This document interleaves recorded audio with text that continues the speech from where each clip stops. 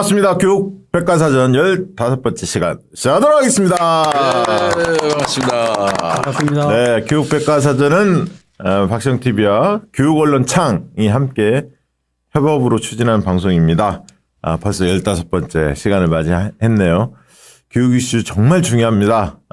요즘에 뭐 내란 사태 때문에 정치 이슈가 이제 너무 핫하긴 합니다만 그럼에도 불구하고 교육 이슈 우리가 꾸준히 관심 가져주시기를 다시 한번 말씀드리고요. 늘 함께하는 분이시죠. 성규선 교수님 자리했습니다. 네, 안녕하세요. 성교수입니다. 네. 그리고 오늘 특별한 분 또 모셨습니다. 네. 멀리 강원도에서 오신 강삼영 원장님 소개하도록 하겠습니다. 예, 반갑습니다. 강삼영입니다. 저 본인 소개를 본인이 해야 하는데 그 전에 성 교수님 좀 아신다면서요? 예, 뭐 제가 평가원 근무할 때도 강원도하고 연관도 됐고, 네. 민병희 교육감 시절에 뭐 주요 보직도 다 찾아가지고 하여튼 여러 가지 역할을 많이 하셨는데, 예. 제가 강릉, 원주, 춘천 고등학교 평준화 프로젝트 할 때도 또 도와주시고, 물론 또 이제 처지가 비슷합니다. 그거는 본인 입으로 얘기하기 좀 그렇지 않나요? 그러니까 그건 약간 제가 뭐 할게요. 재수생? 성기성 교수님 뭐 많은 분들 알고 계시겠지만 경기도에서 지난 교육감 선거에서 아슬아슬하게 떨어져서 많은 뭐 사람들에게 아픔을 주고 또 충격을 줬는데 또 이 우리 강삼영 원장님도 지난 강원도 교육감 선거에서 고배를 좀 마셨다고 들었습니다. 예, 성기선 교수님도 그렇지만 저도 2등으로 예. 낙선했습니다. 낙선자 오늘 방송 낙선자 1호 인터뷰. 방송 1호 방송. 물망천가에 우리도. 자, 강원도에서 그러면 교육청에서 오래 있었습니까? 2010년부터 있었습니다. 그때 이제 강원도 교육청의 가장 큰 공약이 예. 고교 평준화 무상급식이었어요. 그래서 그때 교수님이 그 연구 용역을 맡아주셔가지고 춘천, 원주, 강릉 평준화를 시행했죠. 그럼 그전에는 뭐였습니까? 그전에는 그 학교장 선발제라 그래서 예. 뭐 교복 색깔에 따라 예. 아이들이 이게 성적이 드러나는 그런 차별이 있는 교육이었죠. 아니, 그래서 그러니까 보직이 뭐였냐고. 초등학교. 그때는 초등학교 교사로 있다가 예. 그 대변인실에 홍보 기획 이런 걸 하고 있었습니다. 그러니까 일선 학교에서 초등학교 때 교사 생활을 오래 하시고 20년 20년 하시고 교육청에 이제 발탁이 돼서 교육청에서 주요 보직 일을 했다. 예. 그러다가 이제 강원도 그러면 곳곳에 다 있었겠네요. 여러 군데 강원도에. 양구도 있었고요. 철원에도 있었고요. 그다음 동해 삼척, 예. 춘천 이렇게 근무를 했죠. 사실 그러니까 소속들이 좀 알고 있죠. 예. 강원도가 그 땅이 넓잖아요. 예. 넓은 반면에 이제 인구수가 많이 줄어드니까 예를 들어서 지금 강원도가 그 학생 수가 많이 줄어들어서 참 어렵지 않습니까? 그 어떻습니까 상황이? 그 지금 어느 정도냐면 이 군단위 같은 경우에는 출생아 수가 100명이 무너졌어요. 그래요? 예, 1년 출생아 수가 100명이 무너지고 양구 같은 경우에는 80명 단위. 그러면 초등학교 몇 개가 됩니까? 초등학교 보통 13개 이렇게 되죠. 그러니까 그럼 어떻게 한 학년을? 그래서 이제 그런 데다가 이제 중심 학교에 또 그 학생 수의 절반이 모이거든요. 예. 그러니까 나머지 학교는 뭐 학생 수가 20명, 뭐 30명 이렇게 되는 전교생이 학교들이. 그렇죠. 예. 전교생이. 그런 학교들이 뭐 원래 보니까 전국에 작년에도 제가 유심히 봤는데 초등학교 1학년 입학생이 한 명도 없는 학교가 예. 100개가 넘어요. 140개 정도 이렇게. 와. 그러니까 작년에도 한 100여 개 되고 그러니까 계속 그게 심화되잖아요. 예. 그러니까 지금 소위 말해서 농어촌 지역의 학교들은 거의 폐교 위기에 놓여 있다고 보면 됩니다. 그런데 이제 우리나라가 이제 수도권 중심이다 보니까 서울 경기의 여론을 주도하는 분들은 이걸 잘 모르고 계시고요. 그러니까 지역에서 늘 소외감이 있고 이거 어떻게 대안을 만들까 늘 고민하고 있는 주제 중에 하나입니다. 다음에 기회가 있으면 이거 가지고 한번. 그러니까 지금 작은 학교, 소학교 이 살리기 운동이 필요한데 야 그러면 지금 한 학교에 그런 작은 학교들은 선생님도 한 2분, 3분밖에 안 계시겠네요? 그건 학급 수에 따라 이제 초등학교는 보통 배치되니까 6학급이면 한 6명, 7명 이렇게 되죠. 학급당 한 5명 정도 되면 한 학급으로 유지해 주기 때문에 그래 다행입니다. 어렵지만 그렇게 유지하고 있습니다. 아이고 참 그렇군요. 자 그리고 지금 모두가 특별한 교육 연구원장 직함을 가지고 있던데 이 연구원은 어떤 연구원입니까? 제가 이제 그 지난번 선거에서 낙선을 하고 가장 좀 이 강원도의 교육 현안에 대해서 지금 말씀하신 작은 학교 문제 예, 그것들 포함해서 어떻게 하면 아이들 하나하나에 맞는 맞춤형 교육을 할 수 있을까 그런 연구를 좀 하고 또 강원도 교육청에서 하는 일에 대한 모니터 네. 그다음에 또 비판도 좀 해야 될 것 같고 네, 그래서 연구원을 만들었습니다. 그리고 그때 성기동 교수님 모시고 네. 저희들이 강연회 또 개최했습니다. 아니 강 원장님 보니까 스피치가 좋은데 전달력이. 그러니까 네. 그 초등학교 교사 생활 20년 했고 대변인까지 하셨으니까 아. 제가 이 연구소에 한번 갔었거든요. 예. 근데 제 머리 안에는 모두가 특별한 연구원이 아니고 예. 모두가 행복한 연구원으로 기억이 돼 있어가지고 예. 왜 그런가 했더만은 예. 제가 다니던 치과 이름하고 혼돈이 됐습니다. 어쨌든 이게 모두가 특별한 이 말은 하나에도 뒤처지지 않고 모든 학생들을 특별한 존재로 그러니까 교육에 어떤 철학이 들어있는 그런 용어 같아요. 지난번에 최교진 그 세종교육감 나와서 비슷한 예. 얘기했는데 네. 그 반에는 뭐 25명의 1등이 있다. 예, 예. 각자가 다 그렇죠, 잘하는 그렇죠. 그 얘기 하시잖아요. 되게 예, 임팩트가 예. 있었거든. 예, 개성 있는 교육. 그래서 각자가 잘하는 거를 그 학생들의 자부심을 느낄 수 있도록 그래가지고 그렇게 살리겠다는 거 아니에요? 어제 그 기사 하나 봤는데 네. 전국 17개 시도 교육청의 아동 행복 지수를 랭킹을 매겼어요. 그랬어요? 세종이 1등이야? 단연 1등이에요. 아. 그러니까 그게 영향이 있습니다. 그러니까 나 지난번에 그 세종교육감님 그 최규진 교육감님 이야기 들으면서 야, 이런 분이 계시니까 든든하다는 느낌이 들었어요, 사실. 근데 이제 좀 문제시되는 지역들은 거의 꼴찌 그룹이에요. 서울, 경기, 인천, 전북 이런데 강원. 강원도도 마찬가지고 뭐 꼴찌 그룹에서 뭐 1등 꼴찌의 개념이 아니라 전반적으로 저는 그 아동의 행복 지수를 보면서 우리나라가 전 세계에서 아동 행복 지수가 아주 바닥권이거든요. 네. 그 중에서 또 여기서 상대적으로 보면 지역 간의 차이가 있는 건 이유가 뭘까? 물론 인구수도 심하지만 뭐 규모도 차이가 크지만은 또 경쟁 의식, 그렇죠. 또 압박감, 부모의 어떤 압력 요인, 입시에 대한 중압감 이런 어떤 정말 치열한 경쟁이 이렇게 지속되는 그런 지역은 아이들이 힘들어하는. 아니 그러니까 수도권의 아이들이 행복 지수가 낮다. 그건 뭐 좀 이해가 돼. 아까 얘기했던 과밀도 있고 네. 경쟁이 촉진되니까. 그렇지만 지방끼리는 환경이 유사한 측면도 꽤 있을 텐데 거기에서 만약에 차이가 크다 그러면 교육감의 교육 정책, 교육 철학의 학교를 차이 어떻게 푸시하느냐, 있는 어떻게 거죠. 밀고 나가느냐. 예를 들어서 전통적인 방식이라고 하는 학력 위주로 경쟁 위주로 지역은 오히려 그게 더 강할 수 있어요. 예, 맞습니다. 예. 뭐 지금 강원도가 그런 사례일 텐데 한번 들어봤으면 좋겠는데 정말 교육감이 어떤 철학에 따라 움직이냐에 의해서 학교와 학생들과 학부모들이 그게 같이 움직이거든요. 네. 우리 아이를 제대로 키우려면 저 교육감 안에서는 어떻게 해야 된다. 이게 나오거든요. 이제 그 부분에서 모두가 특별한 이 말은 또 다른 의미가 있는 거죠. 예, 그러니까 이제 춘천, 원주 같은 경우가 수도권이거든요. 수도와 가깝거든요, 서울과. 그렇죠. 그런데 거기 있는 부모들은 강남을 부러워하면서 아. 박탈감을 느끼고 있고요. 그다음에 그 외 군 지역은 또 춘천, 원주, 강릉을 바라보면서 또 소외감을 느끼고 있어요. 네. 네. 그래서 그 갖고 있는 것을 더 자랑하고 이것이 우리의 자산이다 이렇게 생각하면서 여기에서 할 수 있는 최선의 교육을 하면 좋겠는데 바깥을 보고 부러워하는 그것이 아마 그 행복감에서도 나타나고 있지 않을까 싶고요. 그 핸드폰을 사주는 시기를 조사했는데 네. 세종이 사주는 시기가 가장 늦어요. 비례하는 강원도가 훨씬 더 빨리 한 살 6개월? 1년 6개월 정도 더 빨리 핸드폰을 사준 통계가 있더라고요. 오히려. 아이들 같이 놀아줄 아이들이 많지 않아서 그런 그렇죠. 건가? 그리고 아이들이 모여서 자기끼리 놀기보다는 네. 스마트폰에 빠져 있는.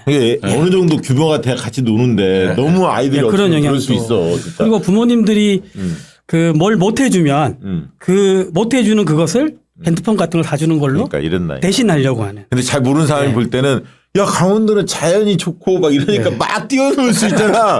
무슨 핸드폰이 필요해서 이렇게 생각할 수 있는데 아이들 반대의 입장에서는 일이 그게 안 되는 거죠. 반대이 벌어지고 있는. 그 신영복 선생이 유명한 말을 하는데 변화와 혁신은 변방에서 일어난다 그랬거든요. 네. 변방에서 일어난다고 하는 것은 중심부에서 너무 이게 타이트하니까 변화 혁신하기 힘들잖아요. 근데 변방 조금 중심부에서 멀어진 데서 일어나는데 단 조건이 하나 있어요.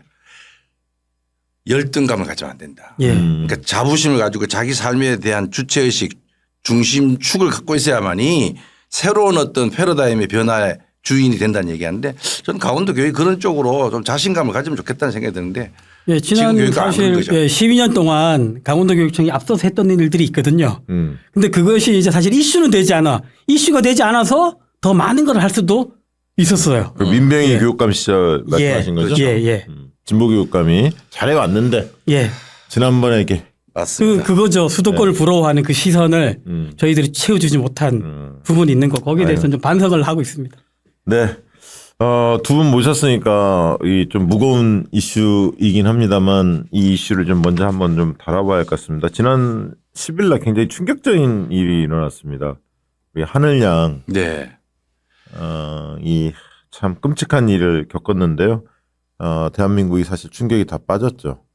맞습니다. 어떻게 이런 일이 일어날 수 있는지 이 얘기를 좀 해봐야 할 것 같습니다. 왜냐하면 대안을 마련하는 과정을 지금 밟고 있는데 정치권도 그렇고 교육계도 그렇고 다 그런 것 같은데 이게 이제 잘 공론화를 거쳐서 방향을 잘 잡아야 할 텐데 제대로 이 가고 있는지 원인 진단이 제대로 되고 있는지도 좀 궁금하기도 하고요. 또 학교 현장 교육계에서 또 어떻게 받아들이는지도 되게 궁금합니다. 그리고 이런 사안들이 터지면 선생님들이 또 굉장히 위축될 겁니다.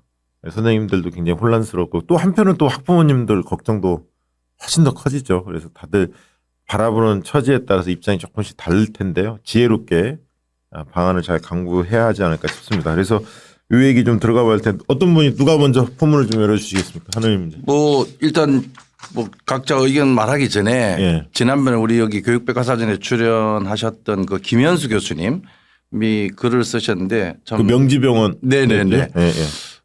괜찮은 것 같아서 간단히 한번 소개하겠습니다. 예. 하늘이의 명복을 빌고 그 가족과 주변 분들에 대한 따뜻하고 지속적인 지원을 아끼지 않았으면 합니다. 기억하지 않고 의미 있게 하지 않는다면 다시 하늘이와 그 가족을 슬프게 만드는 일입니다. 교육부와 많은 교육단체들이 하늘이의 죽음을 둘러싼 여러 문제들을 깊이 성찰하여 그 죽음이 헛되지 않게 하늘이 원리 혹은 원칙을 잘 세웠으면 좋겠고 그 원칙이나 원리가 학교 현장에서 위험을 예방하고 건강하게 일해서 큰 기회가 되었으면 합니다. 이런 내용입니다. 예. 그러니까 이제 이 김현수 교수님도 그렇고 저도 뭐 마찬가지인데 우선은 이 문제가 너무나 큰 충격이기 때문에 이 충격에 대해서 뭐 다들 놀래했고 또 이 대책 마련한다고 정치권에서도 부산한데 개인적인 생각에는 이렇게 급조해서 정책 또는 대안을 만드는 건 조금 자제하면서 차분히 대응을 해야 되겠다 생각이 됩니다. 어느 단체 어느 사회나 이런 문제가 발생할 수 있는데 이걸 너무 대정적으로 만들다 보면은 예를 들어서 예전에 학폭 예방법 같은 거 있잖아요. 네네. 이런 것도 상당히 급하게 만들었어요. 그러다 보니까 지난 12년 년 동안 이 학폭 예방법이 갖고 있는 원래 취지와는 달리 네. 오히려 그런 것 때문에 학교 현장이 더 혼란스럽고 그것 때문에 학폭이 더 완화되느냐 하면은 그렇지 않은 수많은 또 이슈들이 등장했거든요. 어떤 이슈가 있습니까? 예를 들면 학폭이라고 하는 것이 이 예전에는 친구 간의 뭐 사소한 다툼, 네. 갈등 이런 거 있을 수 있는데 이게 나중에 뭐 생활기록부에 등재되고 네. 그게 진하게도 불리하다 이러다 보니까 소송으로 제기되고 그러니까 조그마한 일이 큰 갈등으로 부풀려지고 그게 학교 현장을 서로 이렇게 대결하고 서로 반목 질시하게 하는 그런 악효과를 줬다고 생각하거든요. 그러니까 이 지금 긍정적인 측면만 있는 게 아니라는 거군요. 물론이죠. 그러니까 학교 현장은 교육적 원리가 중요하다 이런 얘기하는데 지금은 정부 대책이나 이런 거 보면 주로 법이에요. 조례라든지 법이라든지 규칙을 만들어서. 그래서 변호사들이 논한다고 그래요 요즘에. 교육 진짜로. 시장이 커졌습니다. 네. 그러니까 이 이야기도 사실은 우리가 23년도에 검은 점들의 모임 그 교권에 대한 얘기 이슈가 있을 때는 또 한 30만 40만이 어마어마하게 여의도에 집회하고 모이고 그랬잖아요. 그러면 이 사안은 또 그거와는 또 다른 얘기냐. 사실은 다른 얘기는 아니라고 저는 생각해요.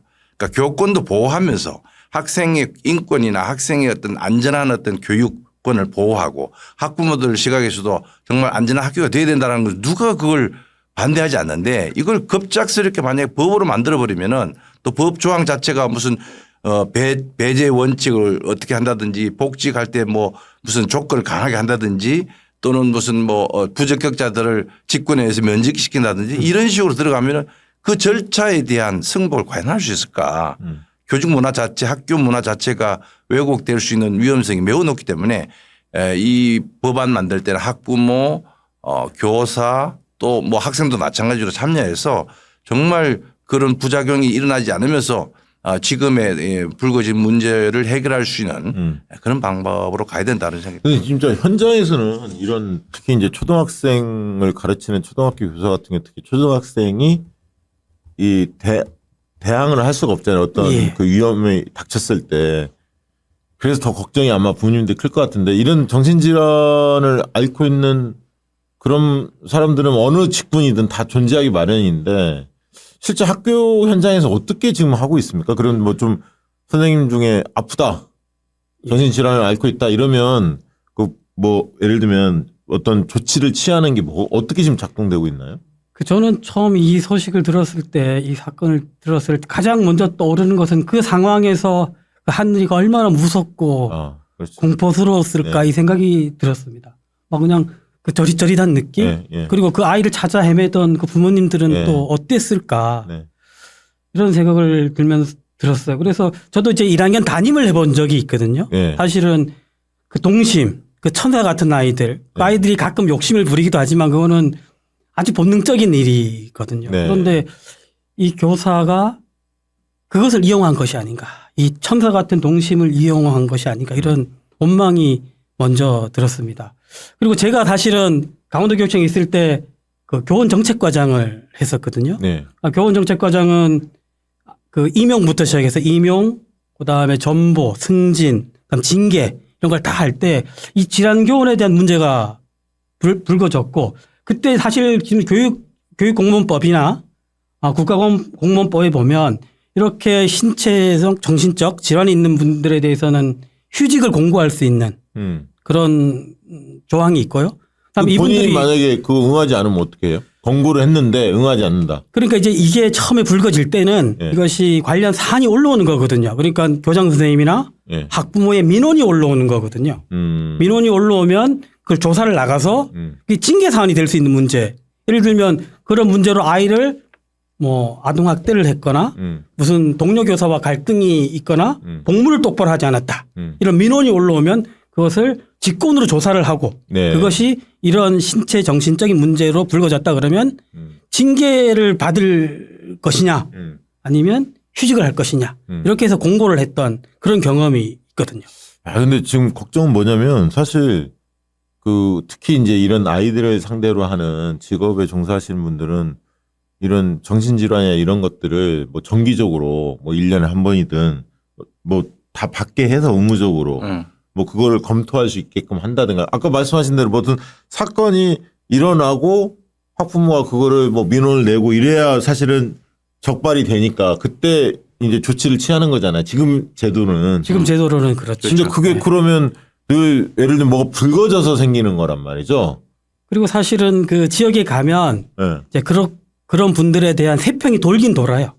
네, 그렇지만 그것이 그런 문제가 이제 감사나 이런 민원으로 정식 제시되지 않으면 그걸 가지고 그냥 소문만 갖고 그렇죠. 뭘 하기 어려운 지점은 있는 현실적으로는 거죠. 그렇죠. 그러니까 이게 이게 뭔가 제도적으로 보완이 되려면 여러 가지로 고민해 봐야 할 것 같아요. 그 뭐 교원 그 예비 교원 선발할 때부터 이제 이런 이슈들이 있어서 면접도 하고 적성 검사도 네. 하고 그러는데 저도 이제 경기도 율곡교육연수원장 하면서 교사들을 보면서 정말 이런 게 필요하다. 좀 뭐랄까요 그 돌봄, 정신 건강에 대한 치유, 휴식 네.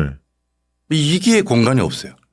교사들이 정서적으로 매우 힘들어하는 정신적인 고통을 고소하는 교사들이 많아요. 네. 그럼 연수 중에서 혹시 그런 게 없을까? 그래가지고 무슨 뭐 명상이라든지 요가라든지 또는 무슨 뭐 단식 무슨 이런 프로그램이라든지 그러니까 자기 몸과 마음을 좀 치유할 수 있는 게 있으면 좋겠다는 생각도 했고 시도도 해봤는데 요구는 엄청납니다. 근데 이제 실제 그런 시설과 프로그램이 없어요.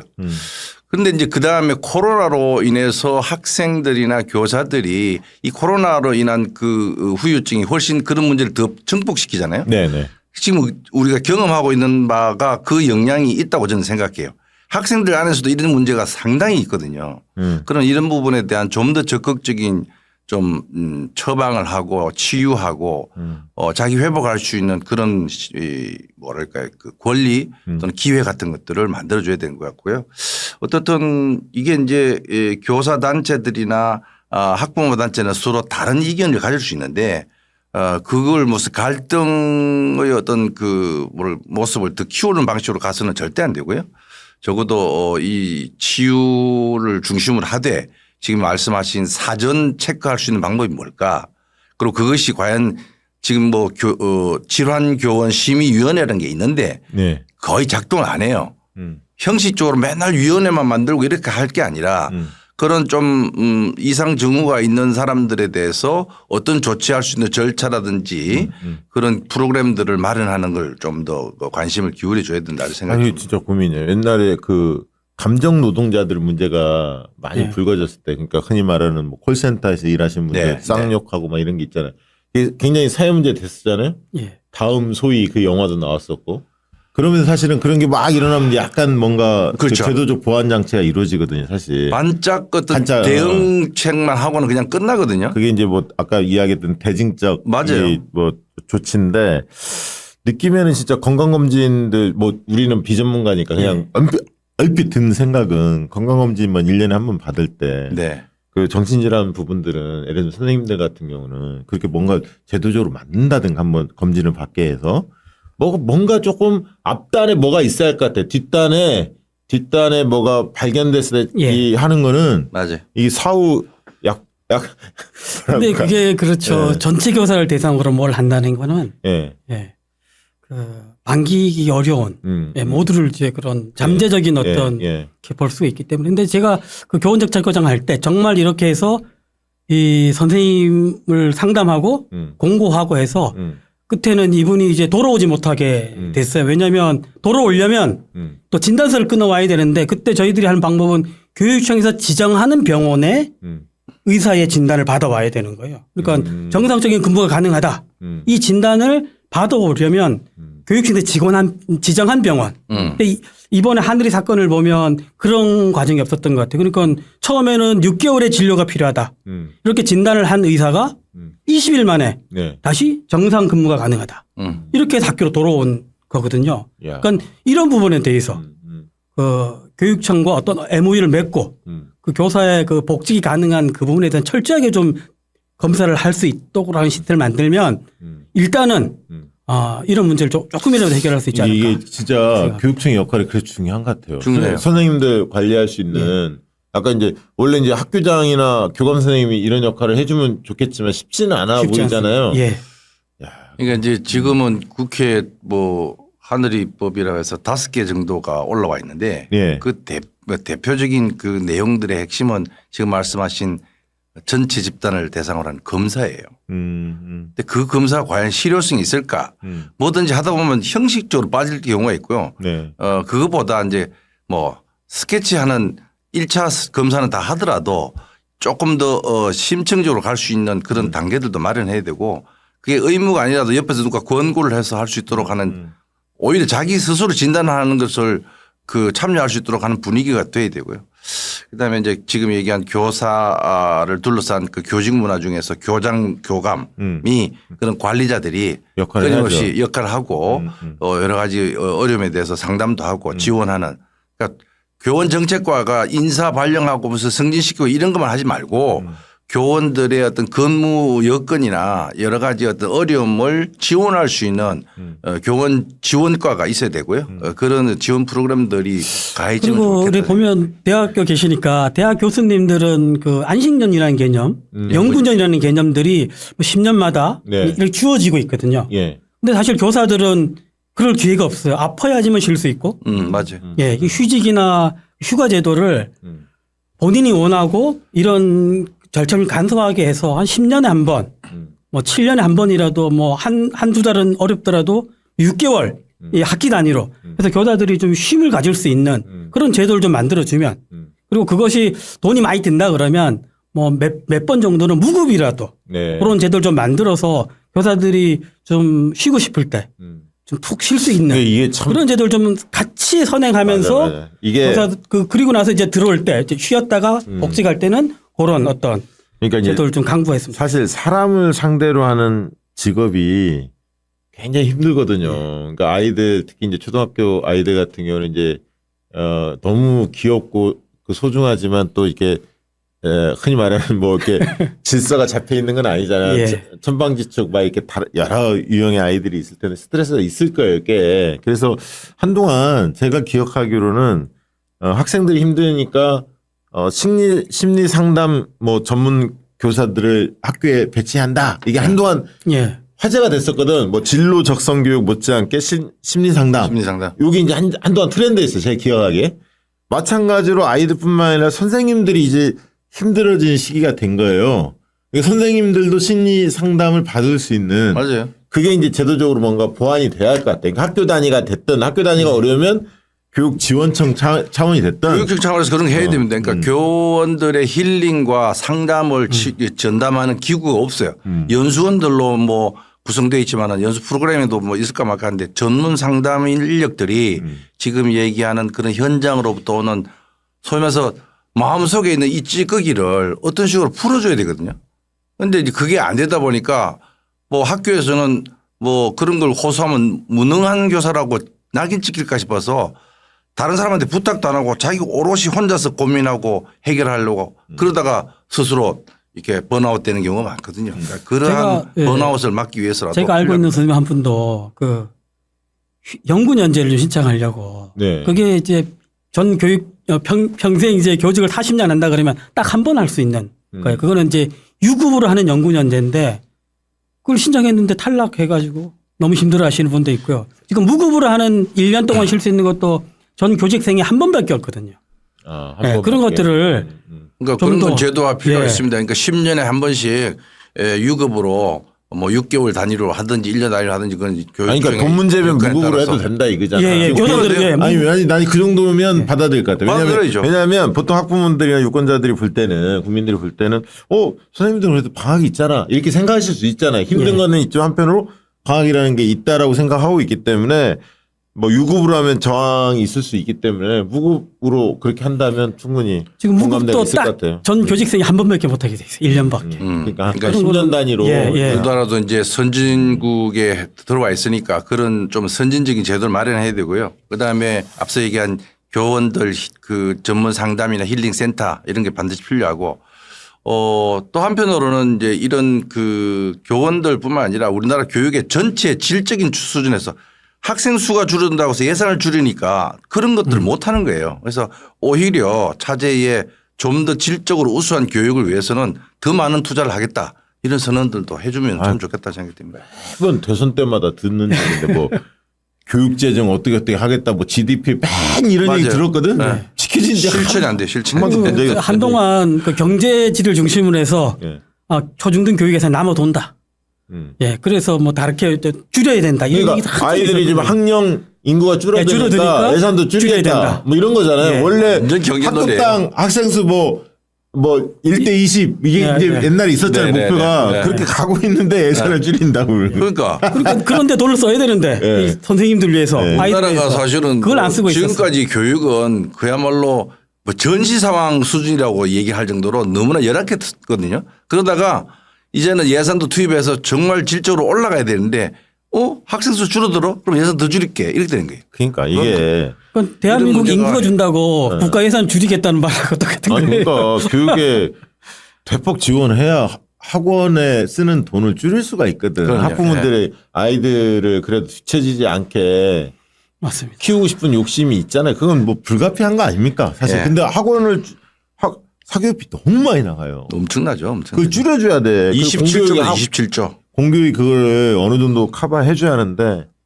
요 문제 하나만 더 추가하면 뭐 논의할 내용은 아닌데 우리가 연구를 하고 검토를 해야 될 게 외국에서 학생 안전을 위한 이런 프로그램들이 있어요. 네. 그러니까 학생들 픽업할 때 어떻게 하느냐. 뭐 방과 후에 또는 그 수업 마치고 하교할 때 그 원칙들이 있거든요. 네. 아마 그런 것들에 대한 요구도 필요할 것 같습니다. 그러니까 그거는 이제 뭐 학내 총기 난사 사건들이 많은 미국의 경우에는 더 엄격하게 하잖아요. 그런데 반면에 우리는 학교가 그러한 안전에 대한 문제의식이 좀 덜했는데 갈수록 이런 문제가 생기니까 내외의 안전을 요구를 받고 있고 그러니까 학교 안전이라고 한 측면에서 보면 우리나라 학부모들이 공교육에 대해서 기대하는 제1번이 뭐냐. 캐디폴이라고 해서 교육개발은 여론조사에 보면은 그 1번이 학력 신장 아니에요. 아니죠. 안전이에요. 안전. 안전이죠. 안전. 네, 안전하게 아이들을 교육하고 보호할 수 있는 기능을 원하기 때문에 거기에 지금 이 하늘이 사건이 충격을 준 근데 거잖아요. 너무 끔찍했고 너무 충격적이었고 이거에 대한 대책은 좀 더 근본적으로 가야 된다. 최근 한 1, 20년 중에 일어난 일 중에 가장 그렇죠. 끔찍한 예, 일이에요. 예, 교사 상상을 못하는 일이 일어났어요. 그 선생님들도 굉장히 지금 충격받았죠. 충격 위축되고 예. 그럼요. 참 사기가 말이 아닐 것 같고 말이 학부모도 뭐 다행히 그렇고요. 그러니까 이 교육 현장에서 이제 폭력이라는 것이 이제 대구에서 그때 학교 폭력 사건이 일어났을 때 이후로 계속 줄어드는 추세거든요. 특히 직접적인 신체적인 폭력은 줄어들고 사실 경찰서에서의 고문 이것도 그리고 군대에서 얼차려 이런 것들이 다 가라앉고 있는 상황이거든요. 그래서 우리 사회가 이제 그런데 예. 저기 서부지법 폭동 사건 보세요. 이게 이 잘못된 그 잘못된 교육 탓이라고 볼 수는 없는데 일부 예. 세력들이 가짜뉴스 퍼뜨리고 조장하고 이러면 그렇게 행태가 나타나요. 그것도 두둔한 정치권 또 일각에서 있고 이런 모습. 교육 현장에서의 이 폭력에 대해서는 어떤 무관용 그런 마음들을 좀 갖고 있어야 되지 않나 맞아요. 싶어요. 예. 이거는 무관용으로 해야 돼요. 예. 그리고 민주 시민 교육이 너무너무 중요해졌습니다. 예, 이제 맞습니다. 앞으로 정말 중요해졌습니다. 그러니까 지금은 우리가 학교에 대해서 무슨 뭐 국가 경쟁력 얘기하고 뭐 경제에 얼마나 도움이 되느냐 이런 시각이었다면은 이제는 정말 안전하고 평화로운 우리 공동체를 유지하는데 민주시민교육, 공교육이 얼마나 중요하냐. 네. 차제에 사실은 이 문제에 덧붙여서 지금 얘기한 여러 가지 민주시민교육에 대한 필요성 이런 것들에 대해서 다시 한번 공교육의 개념을 바꾸는 계기가 되었으면 좋겠다는 네. 생각이 듭니다. 그리고 최근에 뭐 강원도에서 초등학교 현장 체험 학습 도중에 그 학생 사망 사고가 있었다면서요. 그 관련해서 담임교사 형사 책임이 인정된다는 판결이 나왔다 하는데요. 어떤 내용입니까? 좀 설명 좀 해주시죠. 그 초등학생들이 이제 체험학습을 갔어요. 갔는데 그 버스에서 내려서 그 잠깐 동안에 네. 아이가 이제 버스에 치여서 사망하는 아이고. 사건이 있었거든요. 근데 이 체험학습이라는 것은 사실 학기 초부터 네. 선생님들과 모여서 교육과정을 짠 거고 예. 그 교육상 필요에 의해서 갔는데 예. 교통사고죠. 예. 그런데 이제 그때 인솔했던 담임 선생님의 그 책임을 물어서 주의 소홀이죠. 책임을 물어서 금고형이 나왔어요. 근데 공무원들은 금고 이상의 형이 나오면 당연 퇴직이거든요. 사실 공무원들은 사형 선고라고 할 수 있거든요. 네. 1심 판결이지만 그 부분에 대해서 지금 선생님들이 많이 위축돼 있고 이제 우리가 체험학습을 갈 수 있겠냐 이런 염려들이 나오고 있고요. 교원단체들도 이제 그런 얘기들이 시작하고 있고요. 어떤 이 교사의 책임을 어디까지 물을 것이냐. 그 버스에 그 인솔했던 그 아이들 타고 갔던 버스에 치여서 이제 그 사고인데 그 책임을 교사한테 이제 물은 거죠. 주의 소홀. 그러니까 운전 기사도 물었겠지만 예.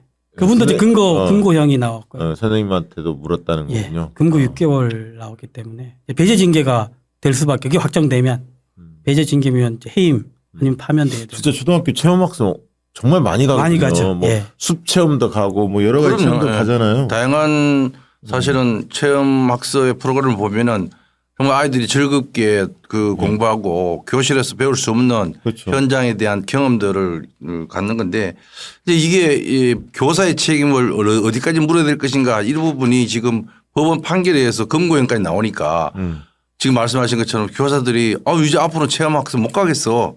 그냥 수업에서 교과서 들고 교실에서 그냥 그것만 하자라는 뭐 냉소적인 얘기를 하거든요. 이거는 우리 교육에 사실 누가 책임이 있느냐라고 할 때 이 책임을 교육청에서 어떤 좀 이렇게 좀 뭐 이 법적인 제도적인 그런 장치를 통해서 이걸 커버해 줘야 되지 않나 싶은데 지금 저 학생 안전 공제 이런 거 있잖아요. 네. 그러니까 그래서 돈의 금전적인 문제는 돈의 문제는 해결할 수 있죠. 그렇게 해결하고 했죠. 이번에도 해결했는데 법적인 문제가 이제 예, 법적인 문제가 해결 안 됐고 부모님들이 이제 그걸 이제 승을 못 하는 상황이라서 그 버스 기사분도 그렇지만 학교 측의 책임도 있지 않느냐 이렇게 이제 했고 검찰에서 그렇게 기소를 그럼 하고. 학생이 몇 명이나 같이 간 건가요? 혹시 알고 3개 반 정도가 같이 간 거로 알아요. 그럼 한 100여 명? 그러면 선생님도 3분 따라가시는 건가요? 그렇죠. 담임 선생님들 가고 그다음에 보조교사들이 예. 갔는데 그 보조교사분도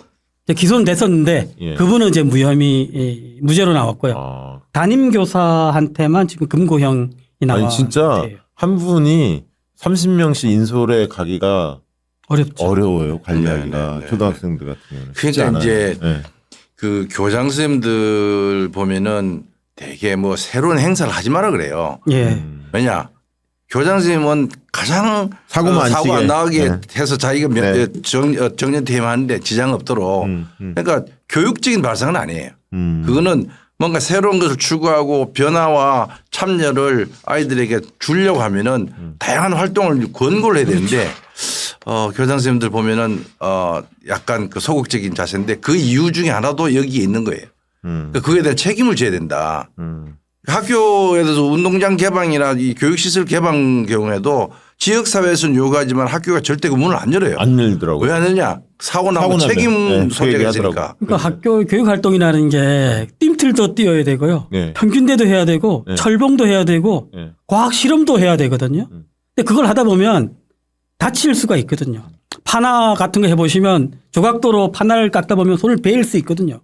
이런 부분을 다 어떤 교사의 관리소홀이라는 시각으로 본다 그러면 하지 말자는 얘기가 나올 수밖에 없는 그러니까 거죠. 이게 이 예. 사회적 자본, 이 신뢰가 형성이 돼야 하는데 그렇죠. 공동체가 옛날에 그러니까 대학이든 초중고든 이제 흔히 말하는 저녁 때 그 주변에 사는 그 주민들이 이용할 수 있도록 네. 운동장을 개방하자 이런 요구들이 예. 많이 있었거든. 그리고 주차장 같은 걸 많이 겪기 때문에 저녁에는 문을 열면 주차할 수 있고 그래서 이제 공동체에 같이 좀 숨을 쉬자 이런 얘기도 많이 나왔는데 말씀하신 대로 거기서 뭐 사고가 터지면 무슨 성추행 사건이든 뭐 아니면 뭐 운동하다 다치든 예.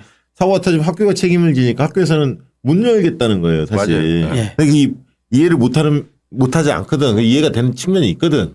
근데 이게 다 그렇게 묶이다 보니까 우리가 각박해졌어. 전체가 다. 맞아요. 이게 이제 법적인 책임은 당연히 물어야 되는데 그 전에 그걸 정말 세밀하게 그런 사안에 대해서 준비가 돼 있느냐. 예전에는 인정으로 그냥 이 개인적인 네트워크로는 됐는데 공식적으로 어떤 행사를 하는데 만약에 사건 터지면 안 되니까 그 지역사회하고도 책임의식을 뭐 그 하는 사람들이 쥐도록 하는 뭐 이런 규정을 만들거나 지역마다 이제 조례들도 만들어서 약간씩은 이제 풀리고 있기는 한데 이런 직접적인 교육 활동에 교사들이 얼마나 책임을 져야 될지는 여전히 앞으로 논쟁거리가 될 수 있고 우리 교육 활동을 위축시킬 거냐 아니면은 교사들이 적극적인 교육 활동을 하도록 할 거냐의 갈림길이라고 저는 생각해요. 네, 알겠습니다.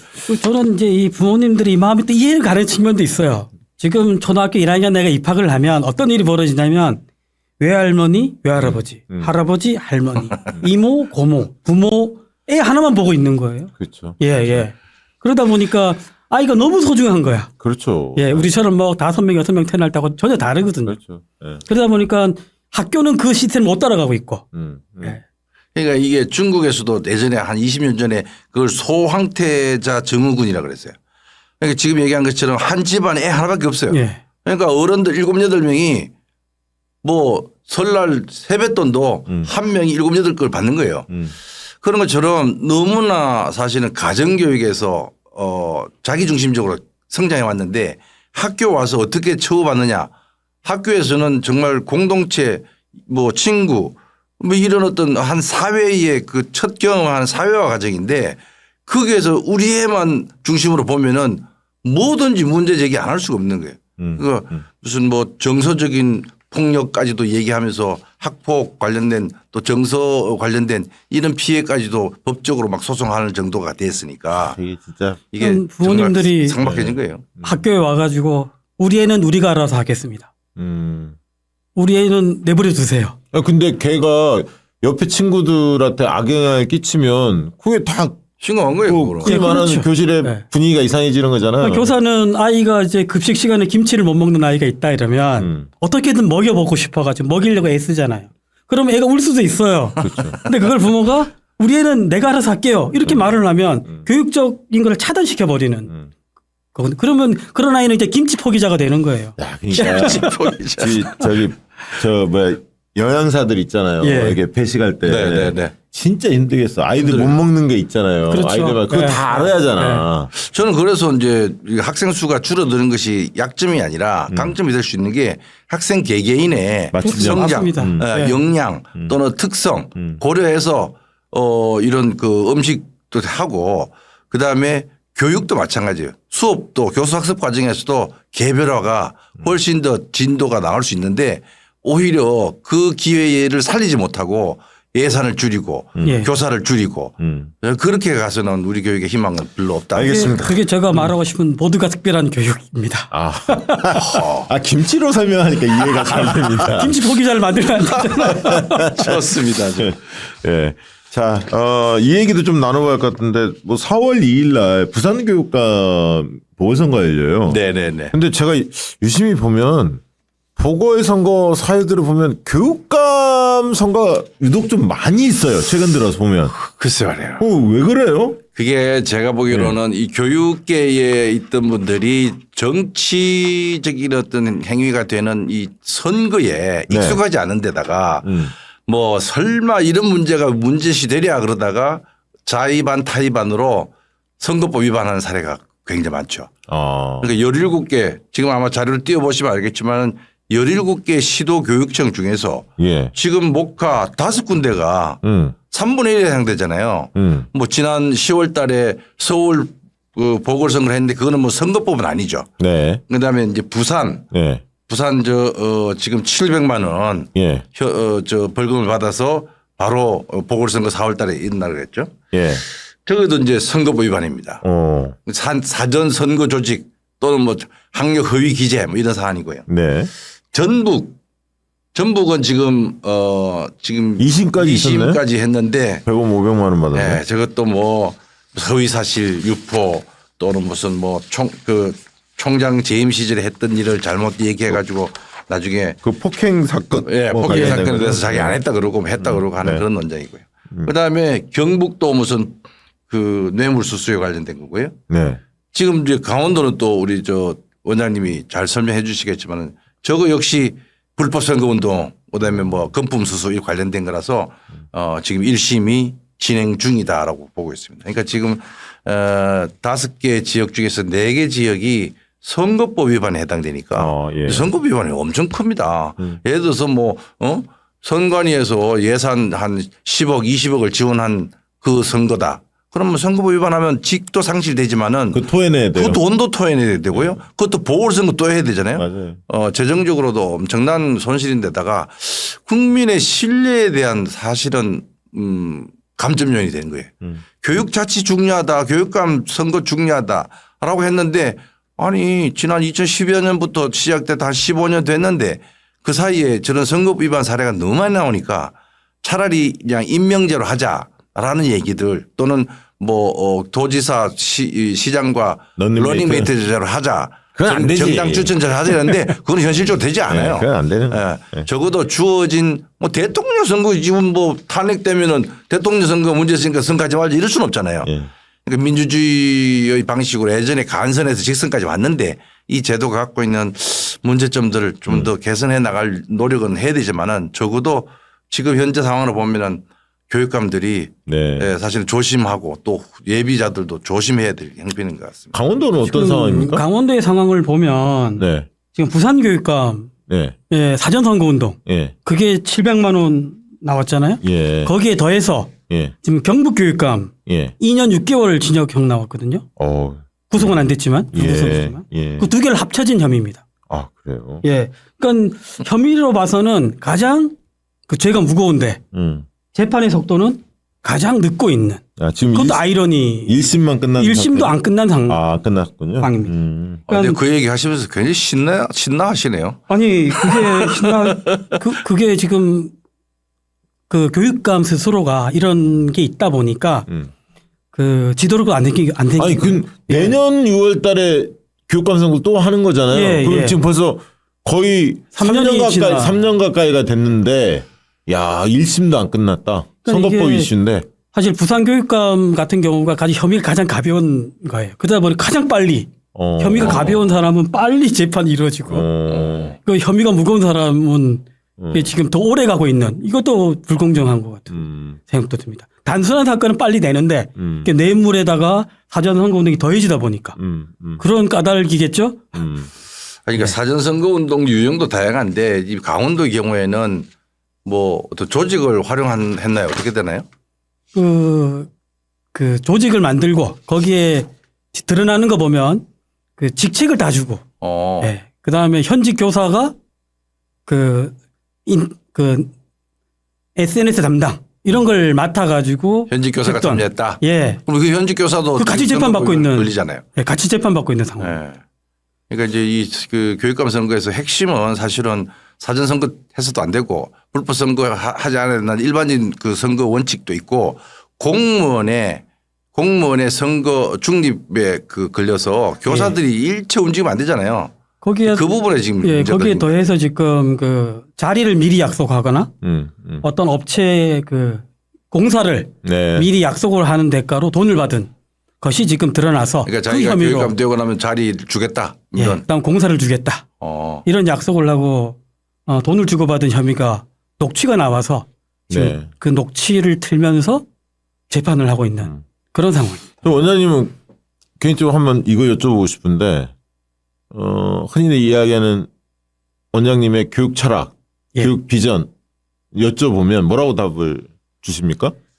저는 지금 계속 말씀드리고 있는데 지금 우리나라 국력이나 경제력을 봤을 때 어떤 집단의 성과를 뭐 올리는 그런 교육으로는 누구도 만족시킬 수 없다. 아이 하나하나가 자기의 잠재력을 최대한 발휘시킬 수 있는 그런 교육 시스템을 만들어야 된다라고 생각합니다. 저는 영재도 외롭다 이렇게 보는 시선이거든요. 그러니까 사실 우리 교육이라는 것이 아주 뛰어난 아이들도 외롭게 하고 있고요. 네. 그다음에 그 경계성에 있는 아이들, 경계성 지능, 느린 학습자에 대해서도 우리는 사실 외롭게 하고 있고요. 그다음 특수교육 대상자라고 하는 아이들한테도 외롭게 하고 있는 거죠. 그러니까 평준에 맞춘다는 논리가 너무 강하다 보니까 각자 다 다른데 거기에 교육적 수요를 맞춰주지 못하다 보니까 부모님들은 늘 우리 아이가 존중받지 못하고 있는 거 아닌가? 라는 또 소외감을 느끼고 있는 것이 아닌가 싶어요. 그래서 우리 교육이 이제는 지금 외국 같은 경우에는 특수교육 대상자가 20% 선을 맞추고 있거든요. 네. 그러니까 그 특수교육적인 수요가 있는 아이들한테는 특별한 교육을 하고 있는 겁니다. 그러니까 예를 들면 아이가 이제 이사를 왔는데 그 나라 말을 못한다. 그 별도의 교육 과정을 주고 있거든요. 우리도 좀 그렇게 해야 되지 않나 싶어요. 그러니까 국어를 못하는 아이한테는 국어에 맞춤형 교육을 시켜야 되고 띵틀을 못하는 아이한테는 띵틀에 대한 어떤 걸 시켜야 된다는 거죠. 그걸 그냥 평준적인 교육만 가지고는 우리 교육이 한계에 오지 않았나. 강원도는 민사고가 또 있지 않습니까? 유명한. 예, 민족사관고. 네. 그렇죠. 거기는 잘 지역에 동화가 됩니까? 강원도 아이들이 1명, 2명 이렇게 전국에서 다 오는 거죠? 다 오고 있죠. 지역의 섬이죠 뭐. 예. 그러니까 강원도와 잘 섞이기는 어려운 그런 구조고요. 네. 그 평준화 하실 때 그 연구할 때도 그렇지만 민사고는 약간 재배시켜 놓고 재배내죠 뭐. 예, 그렇게 하고 있는. 한동안 그 교육의 키워드가 네. 제가 기억하기로는 몇 년 전까지는 자존감, 아이들의 자존감을 높여야 한다. 이런 얘기가 화두였어요. 예. 제가 기억하기로는 몇 년 전까지는. 예. 요즘 뭡니까? 한동안 저는 그거 있었고 그 전에는 이제 뭐 창의성 막 이런 얘기 있었고 진로 뭐 적성 그렇죠. 한참 히트 칠 때가 자기 있었고 주도적 학습. 자기 주도적 학습 기억이 지금- 나 이게 시대 흐름들이 있거든. 요즘엔 뭐예요? 요즘에 지금은 예. 미래 핵심 역량이에요. 뭐 말이 어렵다. 미래 핵심 역량이라고 하는 것은 예. 사실은 지금 살아가는 방식 그보다 더 뛰어넘어서 미래 사회의 이제 성인으로 살아가야 되잖아요. 예, 예. 그러니까 지식 중심의 그런 교육이 아니라 예. 역량을 길러야 된다. 이를테면은 비판적인 사고 능력, 그다음에 무슨 뭐 또 그 커뮤니케이션 역량, 예. 그러니까 또 대인 관계, 뭐 또 이런 그 정보 리터러시, IT를 잘 활용할 수 있는 역량, 예, 예. 그러니까 이런 활동과 역량들이 강조되고 그게 지금 2015 2022 개정 교육과정에 그러니까 원래 이제 고등학교부터 적용된 그 교육 과정의 기본 근간이 된 거예요. 그걸 가지고 미래 핵심 역량. 미래 핵심 역량. 그럼 미래 핵심 역량이 뭐냐? 그러면 뭐 여러 가지 얘기도 있지만 제가 말씀드린 그런 내용들이 많이 문제 해결 능력 이런 것도 포함돼요. 예, 교수님 말씀하신 것 중에 하나 빠진 게 있다 그러면 공감 능력. 예, 그게 또 미래에 아주 중요한 중요하죠. 예, 역량입니다. 예. 그러니까 원래 그 리더의 속성 중에 옛날에 그냥 소통 능력을 이야기를 했는데 그걸 조금 뜯어보면 공감 능력이 다지. 그렇죠. 뭐 기후위기 이런 것도 보면 그 기후에 문제가 있을 때 그것을 어떻게 공감하고 대안을 어떻게 만들어갈 것인가라는 같이 고민하는 그런 능력들이 아주 중요한 역량으로 아니 평가받고 있죠. 원장님 어렸을 때 별명이 뭐였습니까? 약간 똘똘이 뭐 스머프 막 이런 거 있잖아. 똘똘하다 막 이런 느낌이 좀 딱 머리에 들어오는데. 삼돌이라 그랬습니다. 삼자 써서. 강삼영이니까 삼돌이. 쉬워. 지금 들어보니까 삼돌이라 그래야 될까? 네. 아유, 자 오늘 여러 가지 이슈를 좀 다뤄봤는데요. 학교 현장이 참 어렵네요. 지금. 그러니까 학교는 축소화된 하나의 사회거든요. 그러니까 학교 문제 따로 우리 사회 따로가 아니라 우리가 지금 내란 뭐 어떤 사람은 반란이라까지 얘기하는데 이런 사회적 국가적 위기 상황이에요.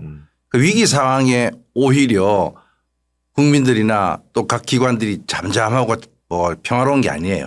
같이 위기 상황이 나오잖아요.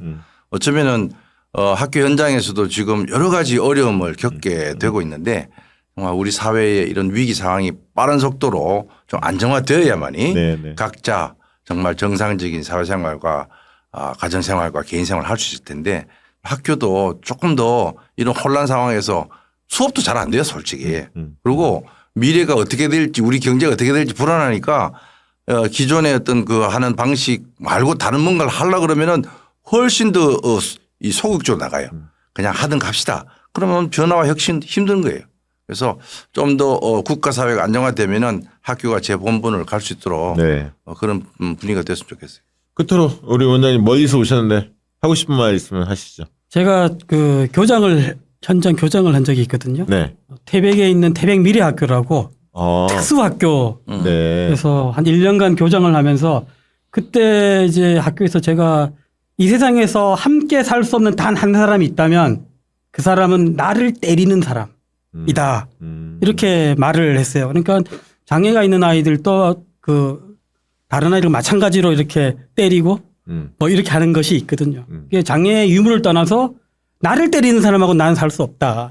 지금 우리가 이 내란 사태를 겪으면서도 그 폭력적인 것 사실은 대통령이 국민을 때리겠다고 네. 한 거잖아요. 수거 대상입니다. 수거 대상. 예.